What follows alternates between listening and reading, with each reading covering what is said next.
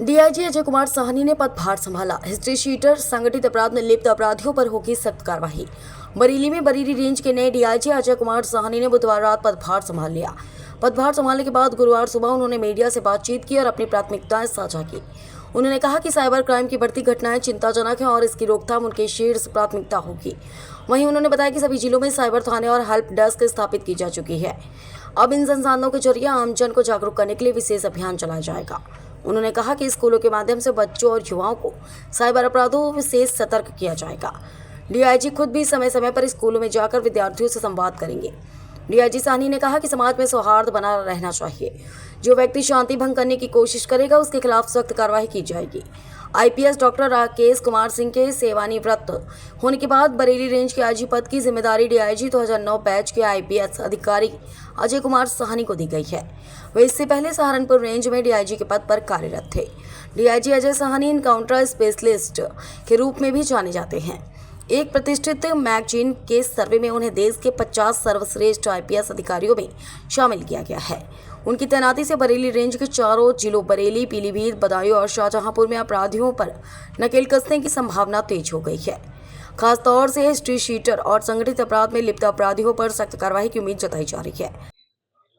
मैं 2009 बैच का IPS officer हूँ और मेरी सेवा की शुरुआत उत्तर प्रदेश में जनपद मुरादाबाद से हुई है। मुरादाबाद के बाद लगातार मैंने कानपुर में, बुलंदशहर में सेवाएं दी हैं। उसके पश्चात एज ए एसएसपी मैंने सिद्धार्थनगर, आजमगढ़, अलीगढ़, बाराबंकी, मेरठ, बिजनौर, जौनपुर, बाराबंकी में अपनी सेवाएं दी। इसके पूर्व में मैं डीआईजी रेंज सहारनपुर के तौर पर तैनात था और कल शाम को मैंने बरेली में ज्वाइन किया है और आज आप सभी लोगों से वार्ता हो रही है। सर क्या प्राथमिकता है? सर सब दो चीजें हैं। पुलिस के लिए बीट जो होती है सबसे महत्वपूर्ण होती है। रेंज में ज्यादातर जगह पर कमजोर होती जा रही है और दूसरा मुख्यालयों पर जो है भीड़ बढ़ रही है जी, निश्चित रूप से ये सरकार की भी और हमारे डीजीपी सर की भी प्राथमिकता है कि जो भी फरियादी हैं उनकी तत्काल सुनवाई की जाए और इसके लिए समय निर्धारित है। कोई भी स्तर का अधिकारी हो, चाहे थानीय स्तर का, चाहे वरिष्ठ अधिकारी, निश्चित रूप से अपने कार्यालय में 2 से 3 घंटे बैठे और न केवल 2 से 3 घंटे बल्कि वो तब तक बैठे उसके बाद जब तक कि अंतिम फरियादी जो कार्यालय आया है उसके बाद सुन न ली जाए। ये थानों पर भी हम लोग लागू कर रहे हैं और अनिवार्यतः थानों को और क्षेत्राधिकारी को थानों में बैठना होगा, जनता को सुनना होगा। जहाँ तक बीट पुलिसिंग की बात है वो हमारे रीढ़ है, बीट पुलिसिंग पुलिस की रीढ़ है, उसको हम लोग मजबूत करेंगे। इसमें एडीजी येलो सर द्वारा भी हम लोग को विस्तृत निर्देश दिए गए हैं और पुलिस का जो बेसिक काम है क्राइम कंट्रोल और कानून व्यवस्था का नियंत्रण, उसमें क्राइम कंट्रोल के लिए बहुत आवश्यक है कि बीट पुलिसिंग बहुत मजबूत हो। बीट बुक के लिए लगातार हम लोग कर्मचारियों को कर रहे हैं, नई बीट बुक छपा कर दी जाएगी और रेगुलर थानों से 5-5 कांस्टेबल्स रैंडमली हम भी बुलाते रहेंगे, बीट बुक चेक करेंगे, उनके बीट की इन्फॉर्मेशन क्या उनको ये पूछेंगे और यही संबंधित एसएसपी और जो एडिशनल एसपी, सीओ, एसएचओ द्वारा भी सुनिश्चित कराया जाएगा ताकि व्यवस्था मजबूत बनी रहे। आमतौर पर देखने में आता है जैसे शाहजहांपुर ऐसे क्राइम की रेट है, छोटी छोटी शिकायतों को हल्के में लेना था, बड़ी एक वजह बन जाती है अपराध। जी, निश्चित रूप से कोई भी सूचना आएगी उसको बहुत गंभीरता से ली जाए और अगर किसी भी सूचना को गंभीरता से नहीं ली जा रही है और उस पर कोई बड़ी घटना कारित होती है तो उसमें संबंधित पुलिसकर्मियों के खिलाफ कठोर कार्रवाई की जाएगी। हमारी प्राथमिकता है जैसे कि मैंने बताया, बेसिक काम हमारा जो है वो अपराध नियंत्रण और कानून व्यवस्था बनाए रखना है, उसी के इर्द गिर्द रहेंगे और जो भी अपराधी प्रवृत्ति के लोग हैं उन पर हम लोग कठोर कार्रवाई सुनिश्चित करेंगे लिखित तरीके से। इसके अलावा जो साइबर क्राइम वर्तमान में बढ़ता जा रहा है, प्रत्येक व्यक्ति आज उससे कहीं ना कहीं प्रभावित हो रहा है।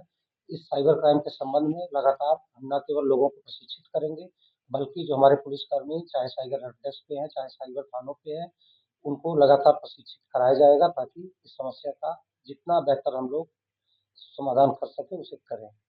सर बरेली और शाहजहांपुर में ड्रग्स तस्करी के मामले काफी हैं, हालांकि पुलिस ने कार्रवाई भी काफी की है, तो क्या करेंगे, कैसे नकेल कसी जाएगी ताकि? जी, बरेली और शाहजहांपुर में स्मैक और अफीम से रिलेटेड चीजें काफी पाई जाती हैं क्योंकि बरेली में इसकी खेती भी होती है और अन्य जगहों से भी ये सुनने में सूचना मिली है कि इधर के काफी कुछ ऐसे लोग गैंग्स हैं जो ऑपरेट करते हैं और ये पश्चिमी उत्तर प्रदेश में न केवल यहाँ बल्कि उत्तराखंड, पंजाब और सहारनपुर का बेल्ट, कैराना यहाँ आसपास से लिंक है। इसमें पिछले कुछ समय में पुलिस ने बड़ी अच्छी कार्रवाइयाँ की हैं, बहुत रिकवरीज हुई हैं। इसमें पिछला रिकॉर्ड हम लोग देख रहे हैं और पिछले 5 वर्ष में जितने भी केसेज में ड्रग्स के आए हैं नाम, सभी का हम लोग कुंडली बना रहे हैं और सभी की फिर से हम लोग इंक्वायरी करा रहे हैं। इसमें जो भी गंभीर अपराधी पाए जा रहे हैं, सभी की हिस्ट्री शीट खोली जाएगी और न केवल जो पकड़ा जा रहा है उसे, बल्कि उसके किससे संपर्क है, कहाँ से ये चीज़ें ले आ रहा है, कहाँ बेच रहा है, पूरी चीज़ों को हम लोग देखेंगे और हमारी पूरी कोशिश इस बात की होगी कि इसे हम लोग झट से समाप्त करें। रेंज में नेपाल और झारखंड से ज्यादा तस्करी के मामले सामने आए हैं। तो जो चूंकि एक देश है और एक दूसरा प्रदेश है, तो यहाँ से नेपाल कैसे हो गई? जहाँ तक नेपाल की सीमा की बात है, यहाँ पे लगातार एसएसबी के लोगों से हम लोग संपर्क में बने रहते हैं। पुलिस हमारी जो बॉर्डर के हैं, उनकी एसएसबी की लगातार बैठक होती है। हम लोग भी अपने स्तर पर बैठक करेंगे। झारखंड से भी गांजे की और इसकी तस्करी की कई सूचनाएं, जिसमें बहुत सारे गैंग वाले पकड़े गए हैं। तो झारखंड में हमें किसी प्रकार का ऑपरेट करने में कोई समस्या नहीं है। हमारी पुलिस टीमें परमिशन लेकर झारखंड जाती हैं, वहाँ के अपराधियों को पकड़ कर ले आती हैं। हम देख रहे हैं कि यहाँ कौन से लोग हैं जो वहाँ के अपराधियों के संपर्क में हैं और इसमें हम लोग इन पे कार्रवाई करेंगे और न केवल कार्रवाई बल्कि अवैध संपत्ति जो इन सब चीज़ों से अर्जित की गई, वो सब जब्त भी की जाएगी। हिंदुस्तान पाकिस्तान को लेकर काफी समय अलर्ट है, तनाव है, उसको लेकर किस तरीके की पुलिस उसको लेकर पुलिस पूरी तरह से सक्रिय है और हमें जो भी माननीय गृह मंत्रालय द्वारा, मुख्यमंत्री महोदय के कार्यालय से और डीजी महोदय द्वारा निर्देश दिए जा रहे हैं, लगातार उसका पालन किया जा रहा है। कल शाम को भी आप लोगों ने देखा होगा कि पर्याप्त रिहर्सल करी गई है। जो भी अति महत्वपूर्ण संसाधन है, जिसकी सुरक्षा में अपने पैरामीटर में पुलिस को करनी है, वो पुलिस कर रही है। सभी लोगों के हम लोग संपर्क में हैं। हमारा जो सूचना तंत्र है, वो पूरी तरह से सक्रिय है और सारी चीज़ें बहुत बेहतर है? दिनांक 5 मई 2025 को ग्राम दलीपुर थाना सिरौली से सूचना प्राप्त हुई कि दो पक्षों के बीच में पुरानी रंजिश को लेकर विवाद उत्पन्न हुआ, जिसके क्रम में विपक्षियों द्वारा दो भाई गौरव और सौरभ को मारा पीटा गया। इसी के क्रम में थाना सिरौली पर मुकदमा अपराध संख्या 184/25 पंजीकृत किया गया और इसके पश्चात दोनों विक्टिम्स गौरव और सौरभ को उपचार हेतु सीएचसी भेजा गया। सौरभ को सीएचसी से जिला अस्पताल रेफर किया गया था और अगले ही दिन 3 विपक्षी, जिनके नाम नीरज, प्रकाश और गोपाल है, इन तीनों की 170 बीएनएसएस के तहत चालान किया गया। आज दिनांक 8 मई 2025 को सौरभ की इलाज के दौरान मृत्यु हो गई है। इसका पोस्टमार्टम कराया गया है और पोस्टमार्टम की रिपोर्ट के आधार पर संगत धाराओं की वृद्धि की जा रही है। अभियुक्तों की गिरफ्तारी हेतु 3 टीमों का गठन किया गया है और जल्दी तीनों को गिरफ्तार करकर जेल भेजा जाएगा। VP न्यूज, खबर सिर्फ सच की।